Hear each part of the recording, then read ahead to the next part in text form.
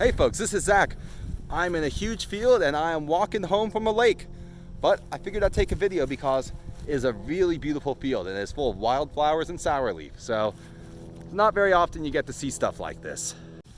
So out here in the field, you see all these sort of reddish orange plants. They were brighter before, but the color's sort of fading.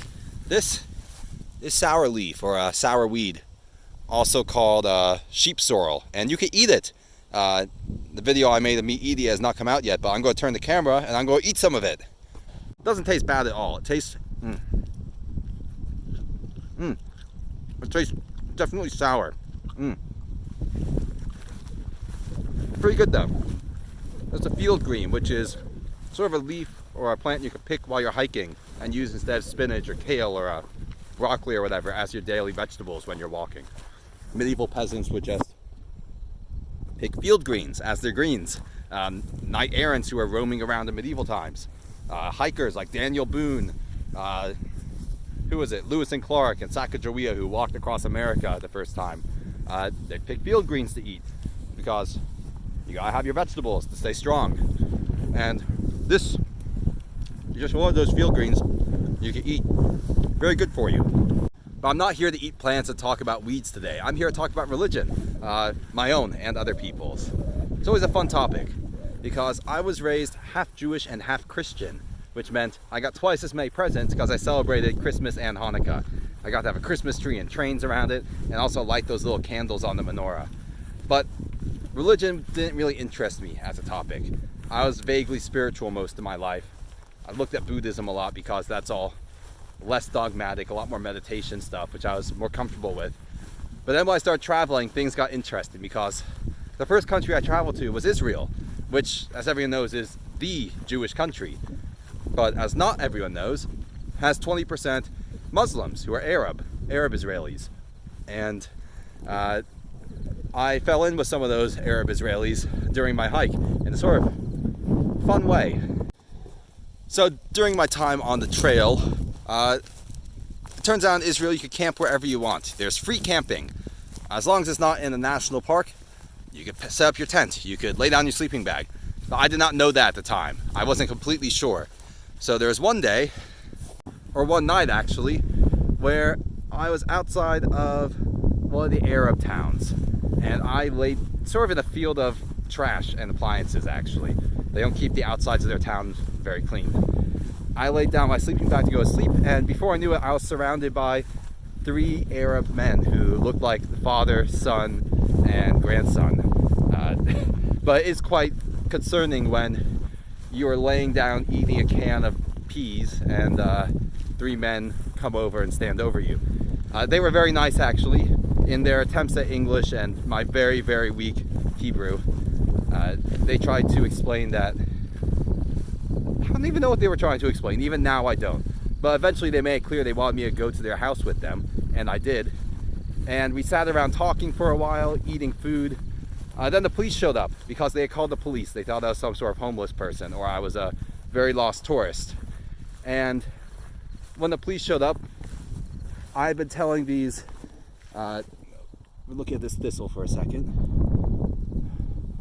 But I had been telling these Arab Israelis that I was Canadian because I was even thinking of sewing a Canadian flag patch onto my backpack because I was thinking Americans might not be liked by people in Muslim countries or the sort of second-rate Arab citizens in Israel.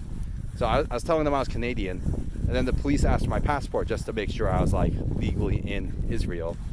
And I was very happy that the police did not tell my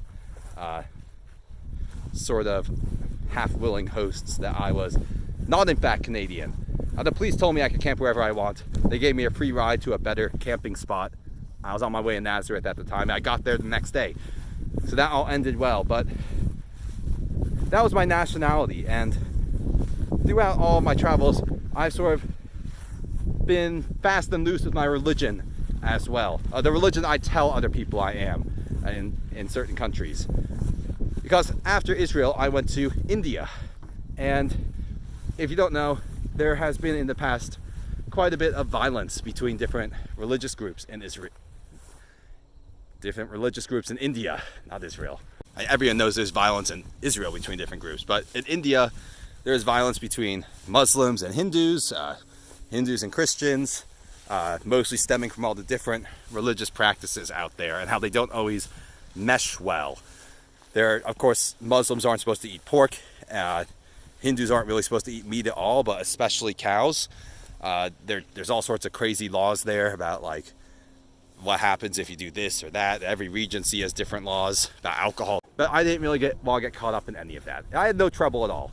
But when I was in India, I said I was a Jew because they had no idea what a Jew really was. To illustrate that, I was in a place called Goa, which is the Catholic part of India. And as I was walking into town, a sort of crazed, homeless-looking man came up to me and said, "Please, you must come to my church this Sunday." I said, I didn't want to have that conversation. So I said, "Oh, sorry, dude, I'm Jewish." And he said, "That's all right. A Jew is basically a Christian, right? You still believe in Jesus?" And I said, "Sure, yes, I will go. Sure, I'll go to your church on Sunday." And when he pointed at the building, it was sort of a damaged, decaying building filled with plants and vines. So I did not go to his church on Sunday. In fact, I think that was the time I had my phone stolen. Not by him, by someone else. But I have had to play it very fast and loose with what religious I am in different countries. Because later on, I ended up teaching English in Borneo, the Indonesian part. And for those who don't know, Indonesia is about 90% Muslim, and some parts of it are quite conservative Muslim. And the country as a whole, it is quite a religious country. In their constitution has something about a belief in God. Not like how we have it on our money, "In God we trust," but as in the people who are protected by the constitution are the ones who believe in God. And specifically, I think it's 6 different religions that they protect the people of. On your ID card, you have to have one of those 6 religions on that ID card that you identify as, which is crazy because Indonesia and Papua New Guinea have more religions than any country in the world. By some estimates, 800 or 900 or more because of all the tribal religions. But when I was there and they were giving me my sort of teacher's ID, I had to choose which religion I was, and Jew was not a choice on there. So I became a Protestant Christian for my time in Indonesia. I even went to a church briefly, just with a girl. But yeah, there is quite a bit of friction between the different religious groups there. I might as well tell the stories, otherwise this video is just me mumbling about nationality and religion. There's some fun stories from over there.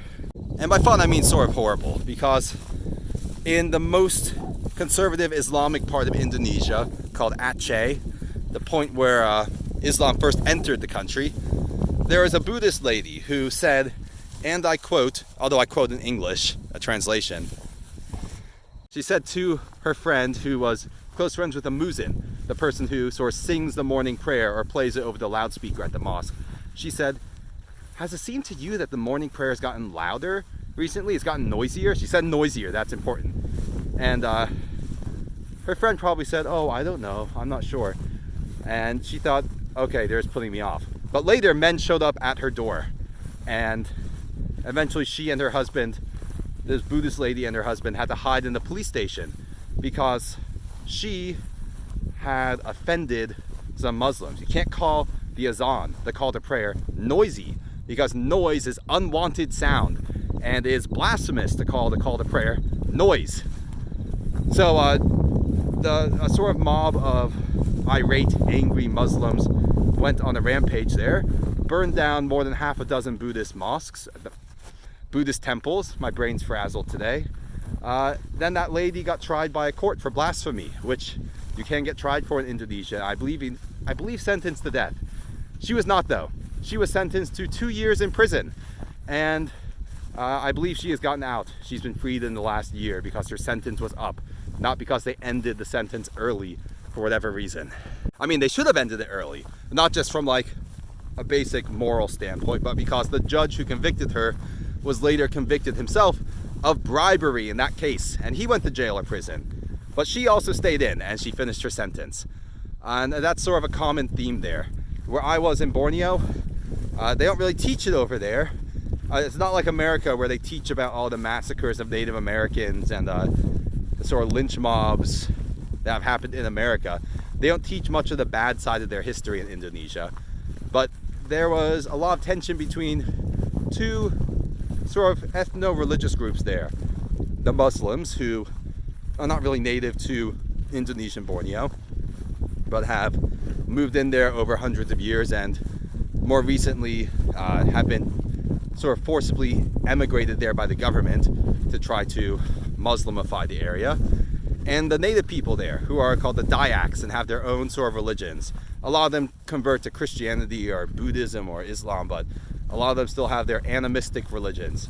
The Dayaks are people who used to be headhunters a few generations back. They would, it wasn't like they were just going around doing cannibalism, but they had specific beliefs about eating parts of the dead enemies and cutting the heads off, as all sorts of sort of tribal religions that might sound crude, but when you think about all the Inquisition stuff and burning witches at the stake and all that we did, eating someone who's dead doesn't sound so bad in in that context. By comparison, I mean.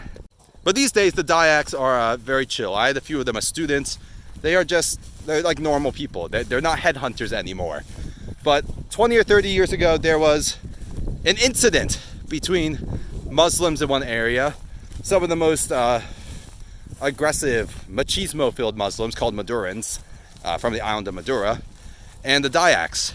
And what is accepted by the police and the general population to have happened is that a group of Madurans was aggressively bullying some local Dayaks, Dayak high school kids, and beat up a few of them quite badly.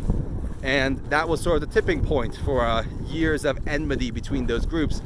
And the Dayaks sort of passed around the war paint and went on the warpath and killed and partially ate 20,000 Madurans and displaced 100,000 more from their homes, which wild religious stuff, which is why I said, oh yes, I'm a Protestant Christian. I'm not involved in any of this. No. Definitely if I go to any country that has, in the future, has religious tensions between groups, I will self-identify, aggressively self-identify as a religion that it has no tensions there, that is not involved in any conflict, because first of all, I have no reason to be involved in conflict in some country that I did not grow up in, especially not for beliefs I don't hold too strongly. When I think like most religions, or all religions, have the same central beliefs and they should all get along. So, weird video, but if you have any sort of stories from travel or even from your own hometown areas of sort of conflicts that you've been involved in or have seen happen because of religious tensions, or even like ethnic tensions, let me know in the comments. It's always interesting, in a sad sort of way, how much people fight and abuse each other just because that person has different beliefs than me. They're wrong. I need to punish them. Like, it's weird. It's always amazing to me though, because most people, no matter what religion they are, 90% I'd say of religious people don't follow every tenet of their religion. I met plenty of Muslims who drank alcohol, even though that is haram. I met plenty of Christians who don't go to church every week. Most of them, I would say. And most Jews I know are not like, they're reformed, or they're even secular. They're not even religious at all. They're just ethnically Jewish, like I am. I had a roommate who was a Jain, which is like the most intense religious form of Hinduism. Like, the priests wear masks when they go outside so they won't inhale a bug and kill it by accident. My roommate drank alcohol and partied like everyone else. So it's incredible to me that when most people in any given religion don't even follow the tenets to a high degree, like they don't follow the instructions and practice it fully, how those religious groups can still be so at arms with each other, that they kill each other or commit acts of hate and violence against each other, when they don't even really follow their own codes to the full degree. It seems like they're just using it as an excuse to do bad stuff to people they don't like, then justify it after. But yeah, in the future, wherever I'm traveling, I will keep my beliefs, at least my outward beliefs, the ones that other people see, I'll keep them in such a way that I could sort of slip on through and do my fun adventures without getting involved or getting in the middle of any ethnic, religious, racial tensions. There's no belief I hold so closely that I'm willing to get myself killed for it. by people who really have nothing to do with me. There's nothing that important really, unless it's protecting other people. Anyway, folks, it's gonna be sort of a weird video about religion while I walk through a field of sourweed, but I'm gonna say bye now. So peace out, stay safe, and whatever your beliefs are, make sure you don't get hurt because of them.